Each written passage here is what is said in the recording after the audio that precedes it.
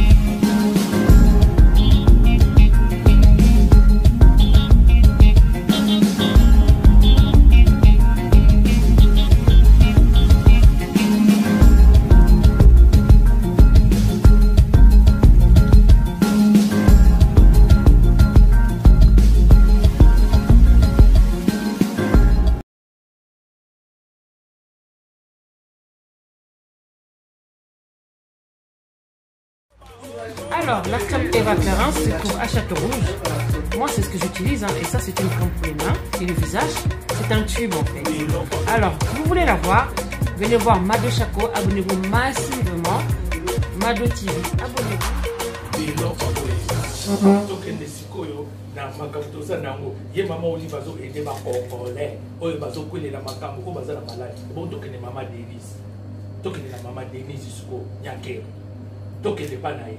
Aki oza 200 orphelins rwandais aye na bango na kati ya mboka avandisi bango na batanga classe balia na mbongo nani na mbongo ba congolais lobi nango bako se déclarer bana basa banani basa ba congolais parce que nde baye wana baye na nationalité ni ndenge ye adopté bango en ayant une nationalité congolaise qui n'a pas eu dans sa naissance sikoyo parce que ça rwandaise sikoyo bana wana bako ba congolaise. Mais na kati na bango bebi ke baza ba rwandais gratuité éducation tozo yokate eza biloko apamba eza biloko apamba ma sœur balakisi dernièrement na France 24 au directrice azoloba ya école ke bana baza 85 na kata classe banso batelemi debout moi na ye kolanda classe to bana kota na 7h30 ti na 12h moi na telemi debout bazolanda cours debout na kata classe et maître instituteur aza na 85 élèves. Alors que nous corriger par rapport à mon monde. Avant de contrôler mon à aider mon à la difficulté. Mais je t'en donne 25 dans la classe. Donc, on a 25 dans la classe, donc nous aussi ça 22. J'ai fait toutes mes études dans des écoles catholiques. Donc, on va dans la banque, donc on a Saint-Christophe. Vous comprenez 25 dans la classe, donc aussi ça année dans sous 22. Dans sous moko ba refokaki, dans sous moko kufaki, dans sous moko ba déplaçaki, ba déménageaki. Donc au moins 22 instituteurs à ça maintenant ayeba moko ayeba difficulté moko ayeba pe ko ça la rapport ya moko. Et ça biloko papa. Tous ans ba instituteur na kata nous créer. Tous ans ba directeur ya école na kata nous créer. So ba zo biso ba kabolobi mais docteur, tous ans ba na ba ta classe musu ba 200. Na 200 on va tant que ça va monter bana ba yeba voir midi ko ki ba bimi et ban école privée bah ça continue donc bah ça là est loco mon par précipitant précipitation sans poser d'abord des structures. Et vous, et quoi qu'il y a même la 2021. Mais si vous conseillez, il n'y a pas pour ça va Congolais par rapport à ma camion sur le solo là, on a Congo depuis président Félix Tshisekedi Azaliwana. Rien n'a marché depuis 1 an. On est au solo lit par rapport. Il y a pas ma cambezo les Ghana Congo. Papa conseil ni nos groupe ça va Congolais actuellement. Réaction nini, ba sala nini. Pour la mboka la bango RDC. Alors, la crème Eva Clarence se trouve à Château-Rouge. Moi, c'est ce que j'utilise, hein, et ça, c'est une crème pour les mains et le visage. C'est un tube, en fait. Alors, si vous voulez la voir, venez voir Mado Chaco. Abonnez-vous massivement. Mado TV, abonnez-vous. Parce que l'ensemble de l'émission sur la RDC, ça va pouvoir RDC, où ils ont empêché même révolution. Et dès qu'ils ne peuvent pas pouvoir, on a pu en place. Dans l'accès et c'est belé, dans une émission, on a un hôtel à pied levé et ce n'était pas prévu. Oui. Mais surtout ça, pourquoi beaucoup bien détaillé, on a ça, mais ce qu'on doit faire, c'est la révolution. Mais pourquoi l'émission article 64 on va bouger à ça? C'est pourquoi il y a un ça. Il faut tableau et zala. Émission dans salle on a tableau pour il faut na décortiquer tableau. Des fois un enseignant a besoin d'un tableau pour démontrer sa thèse. Vous comprenez? Et là, thèse que je suis en train de démontrer. Si vous opposez la thèse dans le contradictoire, tu peux amener dans la confrontation des thèses. Et ça, vous finissez. Il faut une révolution. On a la 4e révolution, une révolution mentale, une révolution civique, une révolution patriotique et une révolution spirituelle. Il y a la 4e révolution. Mais qu'est-ce qui empêche cette 4e révolution pour que ça ne puisse pas éclater et ça retarde? Il y a même qui est Joseph Kabila sur le plan mystique. Sur le plan mystique, parce que même quand on a l'écolo,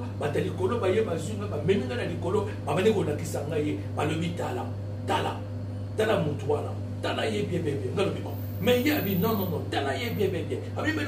Tala y est bien. Alexis va façade. Le Congo a besoin d'une révolution. Et puis jusqu'à là, le peuple n'a pas compris que dans la démocratie, le pouvoir appartient au peuple. Mon peuple, le pouvoir est dans ma boue de ma zone. Alors il faut pas les prises de conscience. Il ne faut pas passer les prises de conscience. Il y a un pouvoir, il y a pour remettre de l'ordre au pays. En tout cas, émission Wanande Boyoki Bandekoba Boningo Toko Zelango Penza, et j'espère que Ngape na Okoko Kokende Kozela Bino, moi parti Mke Kota Nakata chaîne Nabino, Mado Chaco TV, abonnez-vous, nous promettons Bino que si on a banda Kozwa Pena, au moins Kudji à Congo, on a un sujet belé ou Ekosunga, Moutounyoso. Bon, papa, tant aussi au bayanga kozwa ezaka na pongi ezalaka ndenge nini papa yo ozalaka na nani bilo mosusu qui est le docteur Pierre Wapiti et ma sœur omoni na sala émission ni salamité pour na sala un peu biographie na salamité. Mais je crois que HM soit béni parce qu'il sait le pourquoi. Et mais ça ne me dérange pas du tout. Tant que parce que tant que je ne sais pas qui je suis exactement. Mais dans la dimension, il y a prière. Sur le fanatisme, la critique destructive. Non problème, ma soeur. Jésus, mon maître. Mon maître, Balobaki Nae, Balobi, Ozobekana, Mili, mon esprit, à Belzéboul. Même si va bientôt, la photo, la vidéo. Si ça n'a qu'il publie, qu'ils ne me prennent pas comme un con, qu'ils ne me prennent pas comme un con qui est venu. Non, ma scène ici, ça les a jetés. Ma vie est là-dedans, dans un sacrificateur. Je suis dans les royaumes des sacrificateurs. Je travaille dans des sacrificateurs. C'est pourquoi nous parlons du sacerdoce. Donc, j'ai sacrifié déjà ma vie. Je n'ai plus rien à demander à ce monde et je ne désire rien de ce monde. Donc, j'ai déjà dit au comique qu'il est un jour pour assister. Un jour viendra. Ce jour-là viendra. Qui cherche trouve. Hein? Qui cherche trouve. À ma dimension, je ne peux pas prendre n'importe qui comme femme. Vous comprenez? Pour diable, pas qu'on continue de l'opérer moi. Aïe, pour un côté, on a de destruction. Vous comprenez? Mais quand Hachem va décider, et ce jour-là, je dis, vous viendrez. Comment Mikili viendra pour voir le mariage de Dr. Pierre Wapiti? Oh, aujourd'hui, nous avons assisté au mariage de Dr. Pierre Wapiti. Sans moi, tout n'y pas. Mais non, il n'y a qu'un qui se lève aujourd'hui, qui veut s'opposer à ce mariage, qui se lève aujourd'hui, qui se lève aujourd'hui. Mon toit télé n'a qu'à saleté. Et ça sera une femme heureuse et puis une femme qui sera très grande. Vous comprenez? Dans ce monde. Vraiment. C'est un peu ça. En tout cas, Boyoki, pasteur, enfin, pourquoi n'a pas pasteur, à pasteur, il y a un docteur. Boyoki Alobi, il fait partie des sacrificateurs. Merci beaucoup, hein, docteur Pierre Wapiti. Tokoti Ebele, Tozongisi, Makamamboka, faux pasteur. Siko résolution na opona année 2020 ou ezali na unini par rapport à Makambo et à News Christique, hein, ba conférence, ba voyage, résolution na ezana en 2020 to kende na 2021. 2020 ozana Makambo Ebele hein, on a décortiqué moté, tozana ba 20 mi balé, 20 bakangisia. Autonomie 20 des chiffres et à jugement et à résurrection. Félix Tshisekedi chiffre 20. Chiffre 20 on a dit les lots et Kamamiye. Ne voit que Moussousou, au Balobaka Lokola Bakourbo, on a Barba, Lokola Barenard, pour Batamboula. Peut-être des chiffres, mais pas des chiffres 20 et là qui est les lots. Yé Moutako Sambi Sabaro, To Bango Motobako Sambi Saye.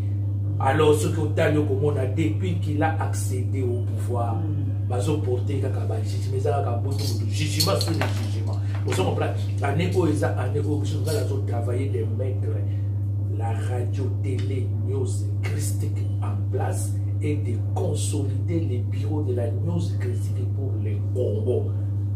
Parce que la lumière christique qui va éclairer les Congo, l'église est dans la brousse. L'église évangélique, l'église chrétienne est dans la déportation spirituelle en Babylone.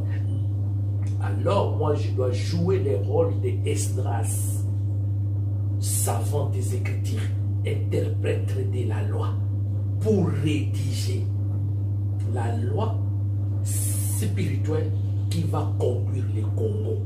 C'est comme ça. Rôle nanga yangoana yangomoni na lobisiko ke memo autospo nini thèse on a la salle comment relever les Congo de 22 pages que j'avais exposé à l'hôtel de Memeling.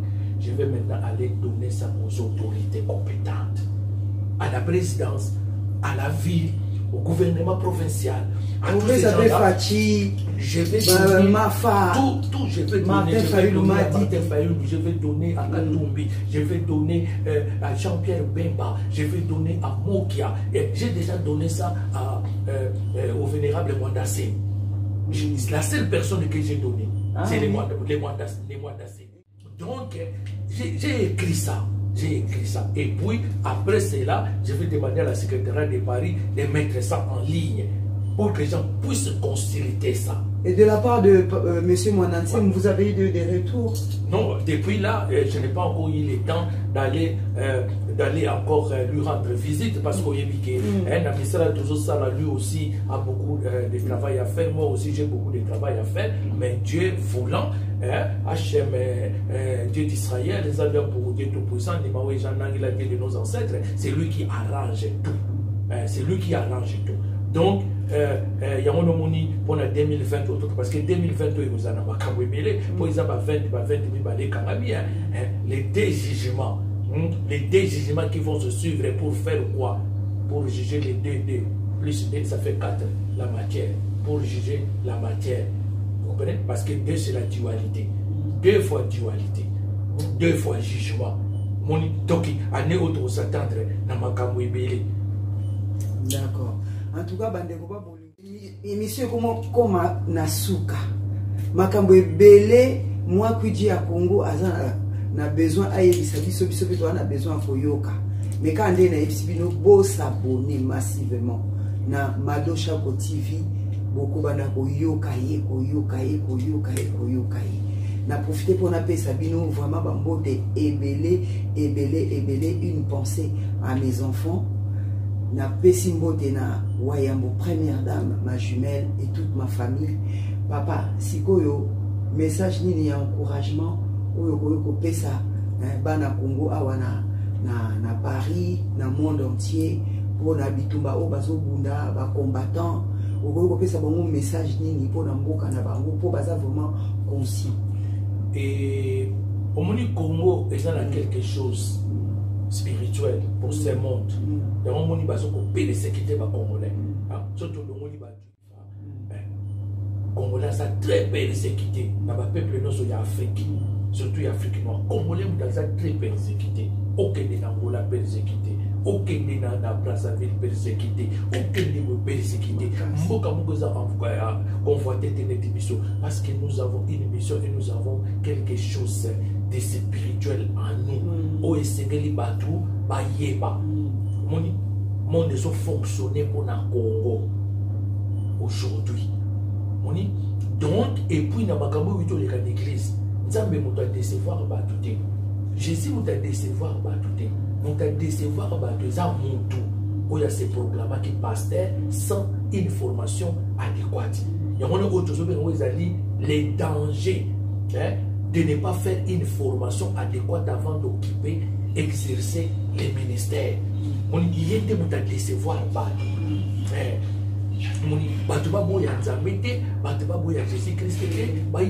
Dieu ne déçoit pas une personne, Jésus ne déçoit pas. Oh, il y a décevoir la mission de son. Oh, il y a décevoir le Congo. Oh, il y a abuser le Congo. Exaler Moto.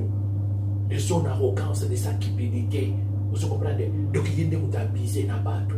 Mais tous on a toujours une confiance en ensemble. Mais ce que nous avons dit, misala et biba polele, potoye ba o ezosala na kati ya ba temple ya numéro 2. Ce que nous avons dit, c'est que batange ko salama. Batange ko salama ma sœur. Donc tous à la brancher, tous à la brancher pour na boka na biso, ya on a kopé ça. Longo nyami na ba activiste nyo surtout pour baza na diaspora, baza ko risquer ba vie na bango. Nazo pesa longo nyamingi na ba activiste nyo so. Oyo baza kuna na kati ya Congo, baza ko risquer ba vie na bango pour na boka na bango Congo. Ma sœur soko bazio mabele c'est fini. Ce qui va botoler au mabele, le bio de wapi. So va botoler au mabele, le bio de la bilanga, la bilanga wapi. So va botoler au mabele, le bio de la pêche wapi. Mabele zali kabumo sacré. Alors activiste na no sokasi mazali ba lebate. Ya mona na critique kamugote, na boya kape mogote. Oh nous azolo ba likabopona eloko ne échappé congolais azala na diaspora, azala na Congo. Na wepese longonya peza ko sambela na tina na yi to les bâti pour na babila mboka na biso to défendre mo jusqu'à la dernière soupir ya mono moni na kati ya thèse na ngana lobani na lobby chaque il faut que chaque Congolais soit militaire. À partir de l'âge de 18 ans, chaque Congolais doit faire le service militaire. Service militaire faut comme obligatoire. Les années dans Israël. Au cours de 18 ans, au TIC université, au TIC Nyoso, au Kenya, le service militaire. Au salle de formation, au Silisi, au Zongi, au Kenya, les services, au Zongi, au continue, la classe, au continue, le salaire. Pour l'année, les toyés pour défendre Mboka. Comment Rwanda des hommes Québec, au Tchad, soit chez nous? Le Kouta. Vraiment. Rwanda, on a tout quoi envahir, on peut donner ça, on a Congo. Ils sont combien? Ils sont combien par rapport à Bissau? Donc, il y a mon moni, na opesa bango bambote, na opesa bango ba losapo, na opesa bango ba longonya, na opesa bango ba losaka, na opesa bango ba moyo, na opesa bango ba mbote, ici ba nyoso bango bazali todo na esprit ya kobanga. Que Dieu, le Tout-Puissant, il a dit de nos ancêtres, Zaber pour Dieu Tout-Puissant, Hachem d'Israël, qu'il vous bénisse, qu'il vous garde et vous protège dans vos maisons, dans cette nouvelle année qui vient de commencer. Et à la prochaine. Merci Docteur Pierre Wapieti, au Kolobani Nisiko pour la chaîne Mado Chako TV. Donc, on peut savoir le Komo et pas Tata Nzambe, les maîtres des temps et des circonstances, et puis tout aussi Apambolayo, au Kindeliboso, au Banda Kopesa, peuple congolais, film n'importe quoi, vidéo n'importe quoi, on peut contribuer pour l'éducation dans le temps spirituel, mental, psychique, civique aussi, parce que nous sommes plus, nous n'avons plus de civisme. Civisme est pesant sous soudé. Il y a la révolution civique, vous comprenez, donc vous avez la maladie. Et pour terminer, pour recruter la télévision, la radio, Agnos Christi, quels sont les critères pour Moutoya à la facilité pour Moutoya et Moussala, Moutoya Zozomarabu Zambé au sérieux, Moutoya Zozoa, les Kamouya Congo au sérieux. Nous devons commencer d'abord le Congo. Il faut venir dans le Congo. Non, venir dans le Congo comment? Ceux qui, oui, connaissent la centrale, connaissent la liste centrale, oui, ils ont géré ma communion surtout. Maintenant, on a tourné filmé, parce que la télévision, qui va filmer ça ici? Nada pour interviewer Bandeko Boyoki.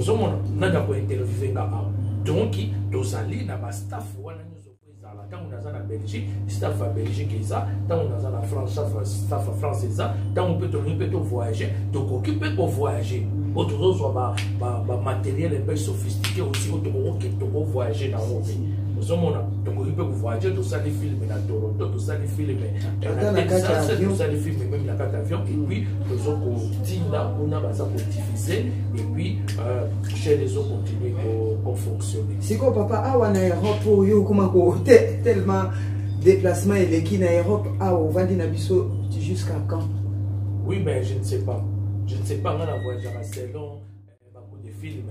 Maintenant aussi, je dois reprendre mon travail. Alors, je ne sais pas comment je vais encore m'organiser dans les jours à venir. D'accord. Et merci, Bandeko.